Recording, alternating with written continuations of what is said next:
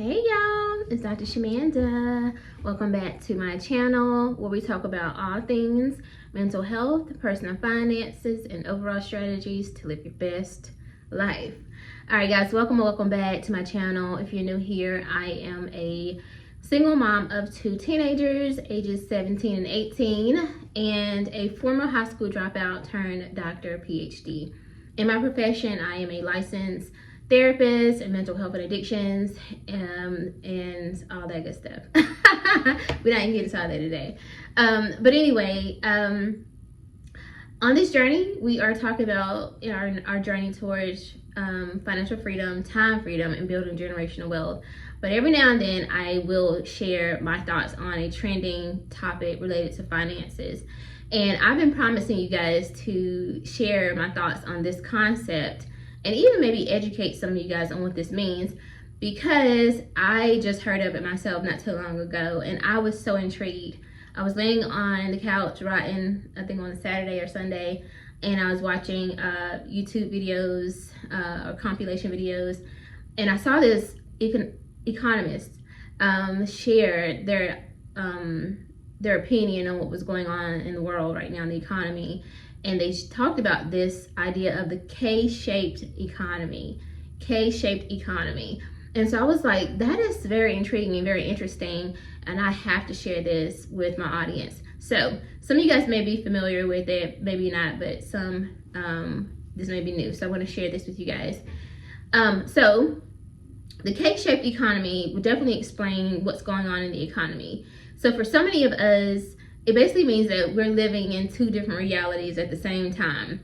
You know, there's one group of people that are doing very, very, very well in this economy. And then there's a group that are struggling, right? And so one group is they're saving, investing, buying houses, traveling, all that good stuff. And then there's another group that is just drowning in inflation. They feel the prices of groceries going up every week, rent increasing, they have debt, they're paying things on buy now, pay later, I don't know, whatever that stuff is, just trying to survive essentially, right? And so it's the same economy, but two different experiences within this society. So at the end of the day though, right, because of that, and because that is the economy, for the most part, in some ways, you could do everything right, but depending on what you're doing with your money or some other circumstances, some of it is literally out of your control. So I want to kind of help you guys understand that, okay? So let's break this down a little bit. So again, what is the K-shaped economy? So this is essentially after a crisis such as like a pandemic, which we went through, or just a inflation spike, instead of the economy recovering evenly, it splits. And so you have, this is just the line, and then there's this line, and then this line, okay, right? So up here is like the top, I think like 20% is how they kind of named it, the economist said, 20% up here, and then 80% down here. So you see it's like a split.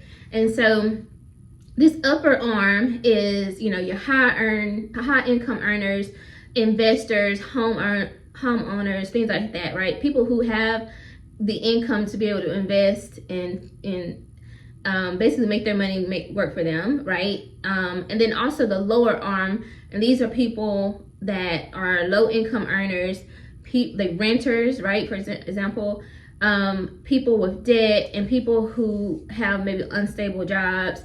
And obviously we know what's going on in the economy. There's a lot of layoffs. So some people would be in that lower arm now because of the layoffs, depending on how they manage their money, what they did with their money before the layoff. So now who ends up in the upper arm? So these are people who are investors, right? They invest in their 401k, their 457b, right? I talked to you guys about that.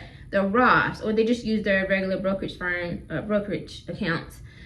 People with home equity. And I share that in my videos. I'm a homeowner 2 years now, and I'm always telling you guys, giving you guys an update every month about my home equity. So, you know, if you're a homeowner, you're going to be building equity. People with a salary role, right? So they're not like hourly and like Now, depending on your situation, because I know some nurses, they much rather be hourly. They told me that. Like, I'd rather be hourly. I'm not a nurse, by the way. You guys know that. But they would rather be hourly because they're working, more than the hours that they were supposed to that day. And so they want to be compensated versus if you're salary, you're just getting that straight payout, essentially, right? On your paydays. But stable salary workers tend to be in this arm. And then people with multiple streams of income, essentially, right? People who obviously that maybe work a regular job, a W-2 job, but they also maybe have their own business. Maybe they are an angel investor, or they just have multiple streams of income. So that's people who would be in that upper arm. Now, y'all know, let's be for real. As I'm hearing that, as I'm like, really taking that in, I'm like, wait. That kind of describes me. But, to each his own. Some people feel like even if they meet all those criteria, they still don't feel like they're part of that 20%. So it just depends. But anyway, so who's at the lower arm? Okay. So these are hourly workers typically. We're talking minimum wage, $7.25, $7.50, maybe even your $15. Depends, right? Where you live, right? People who are living paycheck to paycheck. If you do not have that savings account set up where if something happens, you can pull from that money instead of running up your credit card, then more than likely you're going to be struggling. People who have high debt and a low emergency fund. So we talked about that. But that high debt piece is they have the high car payments every month. And y'all know I just paid my car off a few months ago. Thank you, God. So there's, I'm not trying to shame nobody because I was just there too. But you have these high car loans. You have high student loan payments. You have all this, high rental, and, the cost of rent is extremely increasing. So a lot of people are struggling with that. But you have all this high debt, and you don't even have an emergency fund or a savings fund, whatever you want to call it, to help you in those moments. So you probably have to use a credit card for it, for the most part. And then people without a financial buffer, right? Again, if something happens, they tend to have to go to using a credit card. So what's making this worse in 2025? Because this is not a new phenomenon. This has happened, plenty of times. But what's making it worse in this year? So the rising cost of living. We already know, groceries, the car insurance, everything is going up. And it's you ain't did nothing different. It's the same stuff. Matter of fact, some of the groceries at the store, you getting less, less than what you was getting before, but paying more. Come on. Wage stagnation, people aren't really seeing their wages increasing. If you are getting raises, it's 2-3%, and that's not even keeping up with the cost of living or inflation for that year. So you're really not even getting a raise. You're really not, right? Student loan payments, people have been on pause for so many years, but now it's time to start paying, myself included. I just finished my doctorate earlier this year, so mine are now off pause. But something with the student loan thing is on pause again. I didn't put it in for nothing, but it's on pause. But they're still accruing interest, so people are having to deal with that. Housing shortages, again, the housing shortage plus the cost of rent. And some of these rent prices are the price of my mortgage. And I'm just I don't care what y'all say. I'm glad I bought my house because again, the groceries climbing, and then just inflation overall. Now, this is also impacting or can impact our mental health. And you guys know I talk a lot about that on this video or on this channel because that's part of my niche, right? It's the intersection between mental health and personal finance. And so people are struggling with financial anxiety and depression. And yes, that is a real thing. And I'm going to be doing some more content on that coming soon. So make sure you subscribe to this channel if you are interested in that type of thing. But people are depressed and anxious because of lack of money, right? And it's a real thing.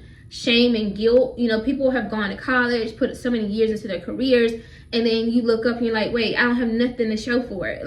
Or your parents probably thought, oh, I'm going to send you to this Ivy League college, and of course you're going to come out making six figures, and then you come out and graduate and you don't even have a job. And you're working at the local grocery store. So shame and guilt around that, right? Those are things to deal with. Exhaustion. we're all, for the most part, I know most people I know are working multiple jobs or have multiple streams of income, which require you to put more time and energy in, and it can be exhausting. So, and then a sense of hopelessness. You know, I remember I was 2028 or whatever the housing crisis happened. I had just graduated from school, and so I had just had 2 kids. I was a young teenager, teen mom. I didn't really have a concept of what was going on, but I do specifically remember people unaliving themselves, especially some men, because they felt so hopeless because the economy crashed, they lost everything. And so you can start to see some of this happening now. Some of the TikTok videos I listen to are very alarming, and it's scary because it's like people are like, what's the use of even living? Because I can't even pay my bills. I'm working just to live, and I can't even go on vacation. I can't do anything. And then just the comparison because of social media. Again, the K-shaped economy. You got half the people, or I guess less than half, but you got some people who are like traveling everywhere. They in Dubai, they in Bali, they just everywhere, right? Just luxury bags, decorating their houses, new car. Like, they just got everything going, right? And then you got other people who are like, I can't afford groceries. I got to choose between paying this light bill or getting some food. I can't pay my daycare. I can't even work because I don't have childcare. So you got, it's so extreme. It's 2 different extremes, right? And a lot of that is related to social media and what we're seeing. All right, last but not least, I want to share a couple things that you can do to protect yourself with this situation. You already know I'm going to say this. You got to build your emergency fund or your savings, freedom fund, whatever you want to call it. Y'all know I don't say emergency fund, but you know what I mean. Same thing. Because it's going to help you not have so much of that debt. And when you don't have so much of that debt, you can use that money to invest. Now you can start climbing into that other category. You can buy a home, you can start investing your money, and just making better decisions with your money and making your money work for you, right? You can start a business and not have to work so hard and not have to grind so hard, right? Things like that. Obviously, pay off a high interest debt first. So if you have any credit cards, things like that, or a car loan that has a high interest rate, start chipping away at those things, pay those things off. As someone who's done that all year, all last year, just the last couple of years, really hyper focused on paying off debt. Y'all, I'm telling you, it feels good. The closer and closer I get to like not having any debt, it feels amazing. And yes, I will grind and grind and grind because there's no better feeling. You know, there are probably a couple things in the world that feel good, but I'm saying, like, it's a close call. Like, I'm just saying, it feels really good to not have debt. And I don't know exactly what that feels like yet, but I'm telling you, every time I pay off debt, it just feels so good. It just feels like you're just free. Like, you're getting closer and closer to freedom. So then you get to make decisions in your life that aren't impacted or directed or controlled by money or, you know, somebody who has control of how much money you make. I don't want that. I just don't think that that's the life that I was meant to live, where somebody tell me what to do and stuff all the time. I can't. No, just, you know, absolutely not. So, you know, when you do that, those things that help. And then last but not least, of course, you got to increase your income. I don't care. It is what it is. Yes, I'm all about mental health, but there's seasons of your life where you just got to have to grind it out, baby. And it's going to have to be one of them. Because I personally don't think that people should be out here spending a bunch of money right now. Why would you? Everything costs too much. Sit in the house. Just sit in the house. There are so many free things you can do. I mean, so many free things you can do. Literally. This ain't the time to be out here splurging, trying to travel, trying to flex on the ground for people. The people who really have a lot of money, who's super, uber wealthy, they're not really on Instagram and Facebook flexing. They're really ain't. They're really not. Like, for real. Like, they're really trying to make their money grow. They're trying to think about their next business venture or next investment because they're trying to pass that money down, and they're preparing for the next season of their life where they're just chilling. They're not even planning to be on social media. How do I know? Ask me how I know. Anyway, guys, I hope that helps. I hope you have a better understanding of what the K-shaped economy is. It is such an interesting phenomenon, and we're living in it right now. Let me know. Do you think that you're in the upper arm, or do you think you're in the lower arm, or do you think you're like somewhere in the middle? I mean, they didn't talk about the middle, but what do you think? And people are saying that the middle class is gone now. What do you think? Do you think the middle class still exists, or do you think that nah, it's just rich and wealthy and it's broke or working class, however you want to say it? Let me know your thoughts in the comments. If you like this video and you want more videos like this, like this video, comment, subscribe, join this journey, join this channel.